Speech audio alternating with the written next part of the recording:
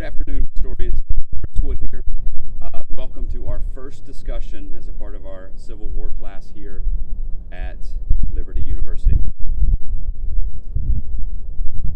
On the surface, the memoirs written by those involved in a historical event should provide for us a solid and strong recollection of the event itself. However, not always is this the case. Take, for example, the WPA's Federal Writers Project, which conducted interviews of 2,300 former slaves or children of slaves who were born into slavery. This took place during Roosevelt's New Deal program in the 1930s. These interviews were supposed to provide an insightful look at the life of a slave, but fell utterly short in doing so.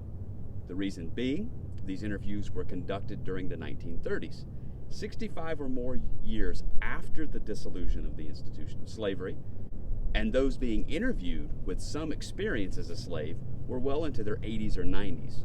Or, as with others, they were too young during the slave years to reliably recall life in slavery. Either way, we are looking at over half a century having elapsed between the memories and the recollection of said memories. This example provides us a good guideline for evaluating memoirs as historical sources. Number one, the greater the latency between the occurrence of the event and the recollection of the event, the less reliable the memoir. And number two, the age of the subject at the time of the event, as well as the age of the person at the time of the memoir. There's little question that the older we get, the less reliable our memory is when trying to recall the details of past events. Likewise, the younger we are when an event occurs, the more hazy the details upon recollection. The memoirs that we reviewed during this week's module, both Grant's personal memoirs of U.S. Grant and Alexander's fighting for the Confederacy, had one common characteristic that bolstered their credibility. Each relied on a bevy of other sources for reference, be it personal correspondence, interviews, their own diary, etc. In addition to his own recollections at the time of the writing, Grant penned his memoir about 20 years following the events of the Civil War, in the final years of his life, while Alexander collected his thoughts almost immediately following the conclusion of the Civil War, though it took him many years to do so.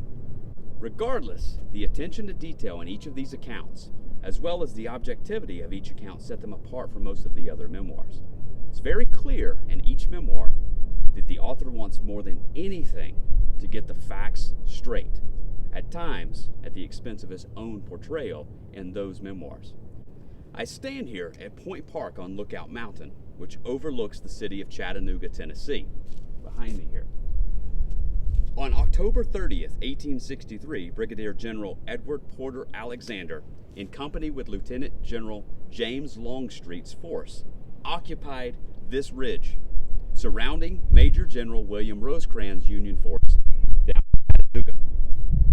A collection of Union reinforcements, including those under the command of Major General Joseph Hooker, Major General William T. Sherman, and of course, Major General Ulysses S. Grant, broke the siege and took control of Lookout Mountain on November 24th, 1863.